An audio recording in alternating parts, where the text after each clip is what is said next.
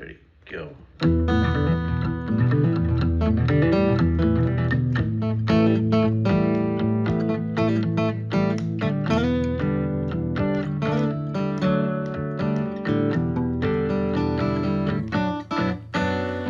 Staying live. Dan Grider, Probable Cause. It is Sunday night, August 13, 2023. Glad to have you with us tonight, Sunday night. If you're in the live chat room, make sure you say hi and tell me where you're checking in from. If you're in your mom's basement and what you're eating down there, you don't have to tell me. Our people already know. The DTSB, we're working on it. We're watching you like a hawk. I sit in this seat every Sunday night and make these little broadcasts. I appreciate all of you who have followed along. My intention here is AQP, trying to drive the general aviation fatal accident downward. I think we're having far too many senseless fatals. That's the whole purpose of this channel. Since I sat in this seat last Sunday night, 7 more fatals. I'm going to put those on the screen here in just a second. Well, I'll flash them to you here right now. But I'm going to talk about those at the end. We got a little bit of house cleaning stuff to do before we get to that. This video won't be super long. I appreciate you hanging with me. Sometimes there's anywhere between 1,500, 2,000. We've even had as many as 3,000 people here in the chat room, and I sure appreciate that. If you got any questions or things that you'd comments or things that you'd like to see done differently, the chat room is a great time to jump in there and say what you like or what you don't like. If you hate me, that's okay too. Let me know how bad you hate me. Just kind of keep it clean, and that'll be really good. Let's jump in here. We got a couple things we got to talk about real quick. Welcome. Schedule-wise, I got an EAA chapter in August 7 in Lawrenceville, Georgia. We'll be up there for EAA. I forget the chapter number, but August 7 up there. I'll give it to you at a later date. Before that, Triple Tree is September 22, 23, 24. It actually goes on all week long. We'll just be there for the final weekend. We'll be there Friday morning and staying Friday night and Saturday night, camping out and staying right there and leaving Sunday morning. I think we're bringing both the Lockheed and the DC-3. That is the Amelia Earhart Lockheed, owned by Glenn and his family, Glenn Hancock, Lizzie, and Jacob. They'll be with us. And several other people got a really good bluegrass band and a bluegrass sound system that you will not believe. We're going to try to play music. Don't forget Friday night and Saturday night. Go up to Pat's Dinner up there at the top of the hill. You can buy tickets. Here's the website for it. It's $25 a piece, but it's well worth it. I go to this every year. Friday night, the dinner is Taste of Triple Tree. That's Friday night. Saturday night's the barbecue thing. Both of them are good. I'll be up there just hanging around and getting a little plate full of food up there with everybody else. And then after that, we'll be back down at the opposite end of the field at our campsite. We're just going to play music and have a little bit of an AQP program. Pat will probably come down there and say a few words to us, both Friday night and Saturday night. We'll look forward to seeing you there. If you happen to come by Triple Tree, that should be a lot of fun. You know, there's been a couple big airliner type incidents back in the news again here. I try to mostly stick to GA stuff here. I am going to dive just a little bit into this Southwest deal, but the Southwest incident, I'm not sure if you heard about this. This is San Diego involving a Citation XLS and a Southwest Airlines, a traffic control error, an ATC error that put somebody on the runway and tried to land somebody else on top of them. I'm going to show you the whole tape for that in just a second. The other one we're going to talk about, but I'm not going to talk about it much, is the United Airlines 777 that occurred last December. Some shocking information coming out of this thing here, even just now, and the whole timeline of what happened. This 777 almost splashed down in the ocean and killed everybody. Came within a couple hundred feet of hitting the ocean. And it happened in December, but the NTSB did not get involved with it until March. And I'm just now learning the intricacies of that. The more I learn about that, the more completely shocked I am. Nothing wrong with the airplane, nothing wrong with the weather, nothing wrong with anything.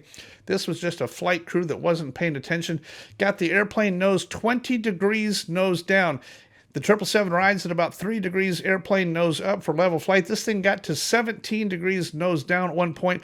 It was coming down like a box of hammers. I am not going to do a detailed report on this. I did find my friend Laura Savino, Jet Captain. Here's the screen grab for her. She just did a video here today that I've had a chance to view, and I think she did a really nice job. Frankly, Captain Laura is probably more qualified than Blanco and me combined. I hate to say it. She did a really nice job on this video. If you have a chance to check this out, she has some details in there that I did not know, and I find completely shocking. Let's get back. I'm going to talk about the Southwest accident, and I'm going to put the screen grab up for this, and I'll set the stage here for you. This is a bunch of controllers, and I took the live ATC tapes. I took 5 of them. I synced them, I EQ'd them, and I balanced them. So you hear all kinds of voices on here. And then on top of that, I put a transcript on here. Now I keep on saying female controller. The reason I'm identifying male and female is so you can say who is who. The female is very easy to identify on the tape versus the male. So you're hearing both ramp frequency, ground frequency, and tower frequency all combined on here. I've got them balanced and EQ'd out so you can kind of see what was going on. But this whole sequence is fascinating. And I'm gonna play that tape right now. It's about 3.5 minutes long, but basically the female controller, not being derogatory towards female, I'm just saying this is the voice that you're going to hear. When it's a female, this is the local controller. This is the person that did it. She clears an airplane onto the runway for line up and wait, lets them go, and then she's got Southwest that wants to go. They line him up, but we've got a Citation XLS owned by Hy-Vee Foods from Des Moines, Iowa. They check in, but they still let Southwest Airlines go into position, line up and wait, and this whole thing. So I'm going to play this whole tape, and you can see what happens here. When we get to the red box, you'll see it stays blank for a second here, but I'll put the transcript up on the scene. This tape is only 3 minutes long, so bear with me. It took me 2 days to build this tape and build this transcript so you can see exactly what happened. She got distracted is what she did. She got totally distracted with her job in reading her function as a clearance delivery person. She had to give a clearance to another airplane, the Alpha airplane, 1123 Alpha or something like that. She had to give them their clearance, their amended clearance. She went heads down while she was supposed to be looking outside. Isn't that classic and ironic for what's going on today? People that are not, they're heads down and distracted, not paying attention to their job of flying, not paying attention to their job of controlling airplanes. The control tower, the local controller, is supposed to be looking outside and paying attention to what's going on outside. She about smashed 2 airplanes together, and after that, she about smashed another Alaska airplane on top of the Southwest guy. Even after that, the whole thing is crazy. Read the transcript. I've added a little bit of fun in there so you can see how this thing goes. Here's the transcript.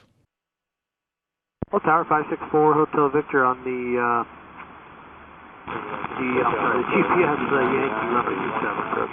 Number 564 Hotel Victor, Lima Tower. Traffic in position was 260 at 10, Roma 27, clear to land. Clear to land 27, 4 Hotel Victor.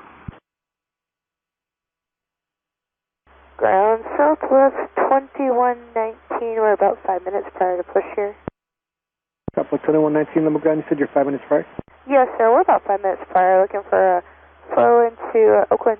Southwest 2119, roger, the flow to Oakland has it in it. When you're ready for the push, just give me a call back. All right, we'll give you a call when we're ready to push. Thank you, 2119.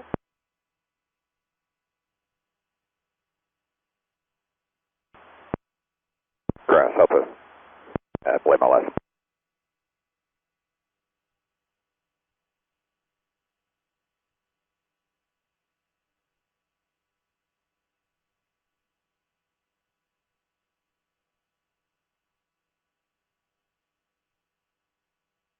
Southwest 2493, Limber Tower, traffic 5 mile final, wind 250 at 11, runway 27, line up and wait. 27 left wait, Southwest 2493.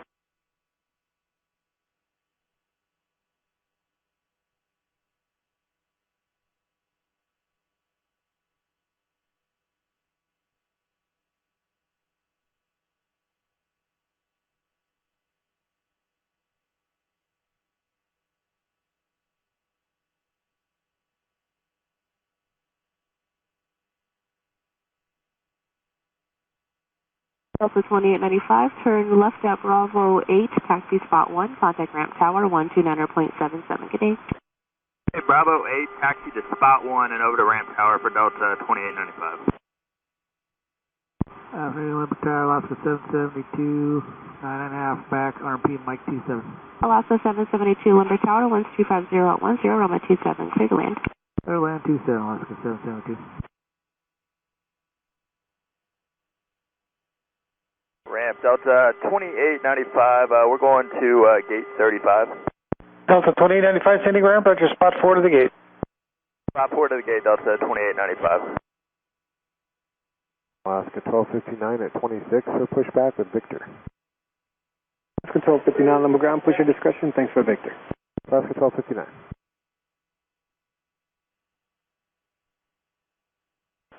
Ground control, top of the morning to you. Southwest 3347 here on gate Viocho 8. Ready for push and start. Southwest 3347, Lima Ground, Roger. Push on to Bravo. Just verify your captain ready, correct. Push onto the Bravo. We are now captured. That's on verify. 0 Alpha Lindbergh Tower, you'll be number 4 for departure. I do have an amendment to your altitude. Advise ready to copy. Your company up for 14 Outside block. on the Bravo behind you. November 2110 Alpha Lindbergh Tower, I have an amendment to your departure. Advise ready to copy. Ready to copy, 10 Alpha. I'll verify 4 Hotel Victor, still clear to land. Fly heading 275, correction, just fly the published Mr. approach. Say again? Citation 4 Victor Hotel, go around, fly the published Mr. approach. Alright, going around, 4 Hotel Victor. Tower Southwest 2493. Southwest 2493, Lindbergh Tower, exit the runway, right turn at Charlie 2, all the way onto Charlie, please. Roger. And reasoning? There's traffic on a 2-mile final behind you. So in recap, I'm going to put this transcript up on the screen by itself, and here's what it says. Basically, at the 0159 mark, Alaska 772 given clear to land with Southwest Airlines on the runway, and the XLS is on final. And then the female controller calls November 2110 Alpha with sequence and a clearance amendment. She calls him. She gives him a second call with the revised clearance, and then 2110 Alpha advises ready to copy. In that amount of time, basically about 15 seconds there, she's heads down, either getting ready to read or reading. The citation calls in, and once verified, still clear to land. Then she looks out for the first time, and she sees the problem. She issues a go-around, but she issues the go-around while the citation is still talking. He's still asking. Now, my question here is, if you were landing, if you were a citation captain, you were landing, and you saw the Southwest jet, obviously you see the Southwest jet on the runway, would you go ahead and continue, or would you self-initiate a go-around? I think you probably should have self-initiated a go-around, but she should not have cleared him to land and let him continue all the way. This should have never happened. Now, what happens on this thing? I think the citation guys are going to get a brasher. They're going to get a pilot deviation because they did not go around. I think this citation came within a few feet of hitting the Southwest. I think the pilot should have initiated the go-around, and I think the FAA is going to come down hard on both of those guys. Is the FAA going to come down on the female controller? No, they're not. And here's our problem with that. FAA is only after pilots. There is no brasher, and there is no remedial training. There is no penalty for controllers who make mistakes. Are controllers humans? Yes, they are. Do they make mistakes? Yes, they do, just like we do. Should there be some kind of a brasher for controllers? I think controllers should be held to the same standards that pilots should. I think they should have a sterile cockpit. I think they should wear a uniform. I think they should cut out the nonsense that goes on in there, and the playing on the phones and the games and the distractions that are occurring every day in our control towers and radar rooms and centers across the country. They get to go to work in a pair of jeans and a pair of Dockers and a casual shirt or a T-shirt. They get to have anybody at their desk that they want to. They get to look at their phones, and they get to do whatever they want to do. I think they should be held to a higher standard. I think they should be held to the same standard. I think that we should have cockpit voice recorders for controllers. And I think when you're working your duty station, I think you ought to pay attention to airplanes and only pay attention to airplanes. And I think controllers ought to be issued a brasher if necessary. Now, I got one more thing to do concerning brasher. Some of you don't know what this is, but I'm going to put this thing up on the screen here, and I'm going to read it to you. This comes from the JO 8020-16D. This is actually the order that tells, like pilots have the Federal Aviation Regulations, controllers have this order that tells them what to do. And there's actually two of them, but this one tells controllers, and they're under a complete obligation. It says, any employee providing air traffic services who determines that a pilot's actions may have violated an ATC procedure or the CFR, including air defense identification zone requirements contained in 14 CFR Part 99, must report the occurrence. So really, any ATC person is obligated to report it as what we call a pilot deviation. You can call it a brasher if you want. A pilot deviation, there's no option. There's no waiver. There's no way around it. If a controller sees a deviation or something that's not normal, they have to issue a pilot deviation, a brasher, call this phone number, and you're off to the races. Once they do that, it's out of their hands. They don't enforce it. They don't look into it. They don't investigate it, but they have to, because of this order. nationwide, every single airport, there are no exceptions and there are no waivers. No matter what airport you go to, if a controller is involved with a pilot who makes a deviation, they are obligated to this, and it's called a pilot deviation. You're off to the races. This is important, and it's going to be important because there is no exemption, there is no waiver, no matter what airport you're at. Maybe you can think of what I'm thinking of on how come some things are the way they are, but I'm going to get a little bit further into this, and we're going to talk about some things that have occurred and are going to happen in the future. How come there are some places where controllers get a free pass? How come there's some places where pilots get a free pass and this is not honored? I think we have a huge problem here, and I'm going to address it. You know, loss of thrust on takeoff for our little general aviation boys is still a problem. I'm going to talk about 440 Zulu Mike. This is out in Idaho. Here's a picture of the crash. Made a takeoff, lost an engine, tried to turn around. The impossible turn is still impossible. Same thing in Texas, 5610 Echo. This is a Cessna 150. I don't know, but I think he took off south, tried to make a left-hand return to the field after he had his engine failure, stall, spin, and this is where he hit. Both of these very, very recently, both of them fatal. The loss of thrust on takeoff is a big deal. I can tell you, lower the nose, go straight ahead, maybe a little left, maybe a little right, but go straight ahead, especially if you're in Texas. There's nothing out there. Texas is so flat, you can watch your dog run away for a week. Go straight ahead, hit something. There's nothing out there but sagebrush, and they're trying to get rid of it anyway. Go straight ahead, land your airplane, and you'll be fine. 5610 Echo, what a tragedy. Trying to turn around to get his little airplane back to the field, back to the runway so there's no paperwork. It's crazy. Out of gas, this story is insane. 8823 Zulu, 8823 Juliet. Charles, this guy picks up this airplane. It's a Cherokee 180. It's a 1965 Cherokee 180. Picks it up in California. He thinks that he's going to stay in cruise for 4 hours. Now look at this.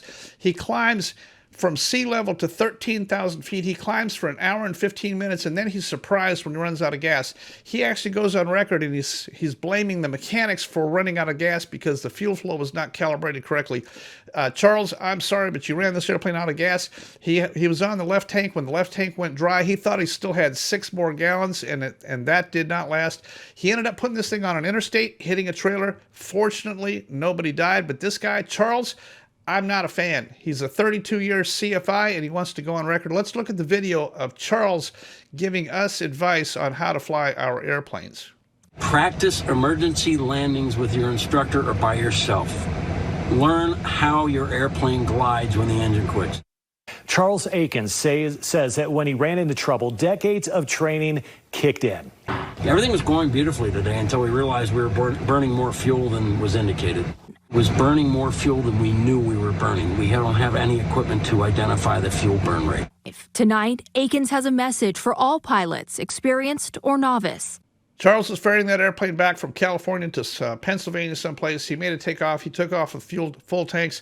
I wouldn't try to go 4 hours on an unknown airplane. If you're trying to go 4 hours on an unknown airplane with an hour and 15-minute full power climb at the very beginning of it, you're less than a 4-hour airplane. It's just not going to work. I'm sorry. I'm glad they hit the highway, and I'm glad nothing happened here. But if you look at my recommendations at the end of this, I don't recommend you aim for the interstate. They hit a semi.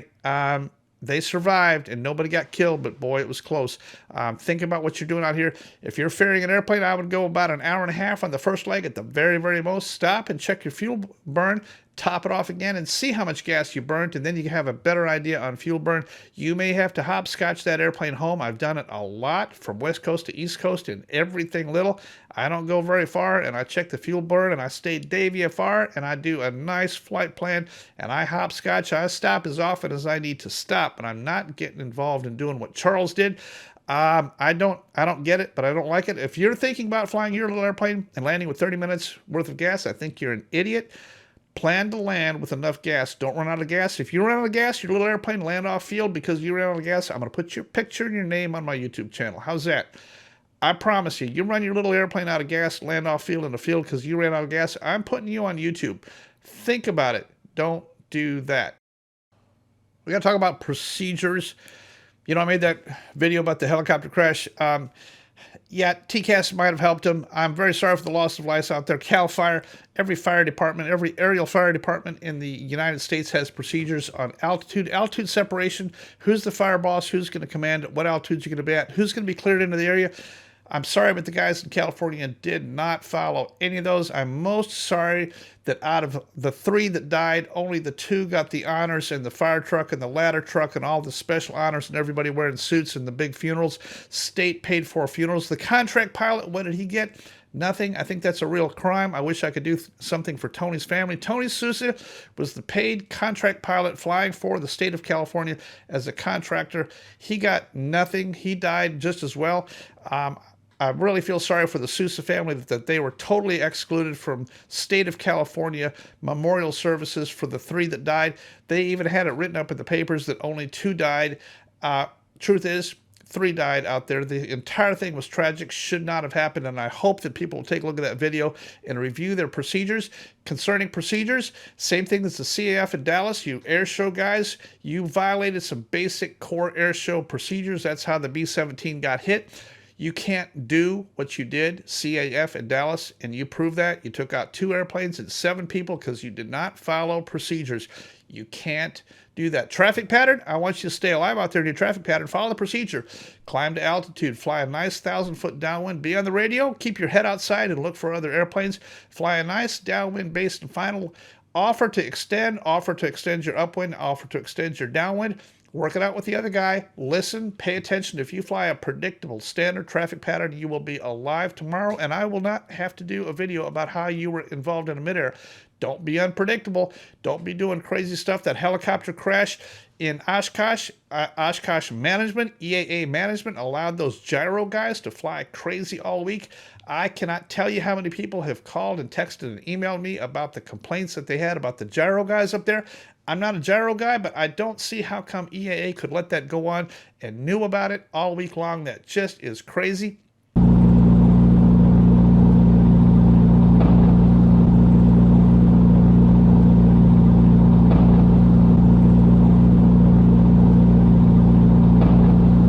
Two people dead. The ironic thing is the offending people lived. The people that got hit, those are the 2 that died, and I really feel bad about that. They were minding their own business. They were following the procedures. They were doing everything the way they were supposed to be, and they got hit from the left side. Never saw them coming. Never saw them coming. It's time. Let's take a look at the August fatals. So I've got them on here, right here. I'll put it up on the screen for you here. 14 so far. Not all of them are general aviation, but a bulk of them are. And since last Sunday, I'll draw the line right here. So what we've got, the Bell 407, we've talked about the Cessna 150 in Texas. That's the loss of thrust, the impossible turn. AOPA tells you to try the impossible turn. I tell you, don't try the impossible turn. Don't do that. The next one, 804 Alpha Alpha. That's an an air tractor in Missouri, a spray plane. I don't know anything about it. I don't know who was flying it. All I know is that 1 died on that. November 210 Juliet Tango. That's a P210 in Georgia. And I'm going to show you the graphic on this. This hit very close to my location. We actually went out and overflew the area the other day. I got the graphic of the storm. This is a P210, a turbine 210. This is a turbine converted pressurized 210 coming back from Florida, based at Thomaston, Georgia, KOPN, trying to get back in when he flew directly into the storm. Here's his radar track. This airplane was destroyed in flight. The left wing was not found with the rest of the wreckage, and he fell from about 12,000 feet all the way down and scattered 210 pieces all over Georgia. When you see weather like this, don't fly into it. Remember your next rad data in your airplane. He had his weather radar removed. His live weather radar was removed, and he had Garmin next rad data, which is about 8 to 10 minutes old. He was using NextRad data, and he flew directly into the face of something big and red, and it took him apart in flight. I'm telling you, don't do that. Use your credit card and go to the hotel, go a long ways around it, get on the ground and go to dinner. Think about it later. Maybe tomorrow morning it'll be better. You don't have to be there, and certainly your airplane is made out of aluminum. It's about just a little bit thicker than a beer can. It's not very thick. It's held together by rivets, and I've seen the guys that put this stuff together. It's not good for flying in thunderstorms. You don't have a tornado rating. You can't fly in this stuff. It will take your airplane apart, and you will be in free fall alive all the way till impact. I'm telling you right now, it's not a good way to do. It's not a good way to go. Don't do this. Avoid this convective activity. If it's on there, you fly a long ways around it and stay out of it. Don't go IMC in the clouds. The next one is up in Illinois just a few days ago, number 6161. It's an RV. I can't tell anything about this. I'm not even going to make a guess on what happened, who it was, or what happened. One dead in this, a fatal accident, an RV up near Verdon, Illinois, just the other day. And then beyond that, the last one is just today in North Carolina. I'm going to show you the computer-generated Google Earth picture of this. This is the power lines. This is up near Hickory, North Carolina. I don't know yet because it just happened what kind of airplane it was, but it definitely hit the power lines. Definitely at least one dead. I'm not sure yet. We'll know more later. By the time I sit in this seat next week, I'll be able to tell you who it was and what really happened. But here's a picture of the power line right here at the lake. The airplane ended up in the water. It's a Sunday afternoon. They were out flying around. There's a lot of boaters out there. A lot of people were first responders right on the scene, but they did not make it.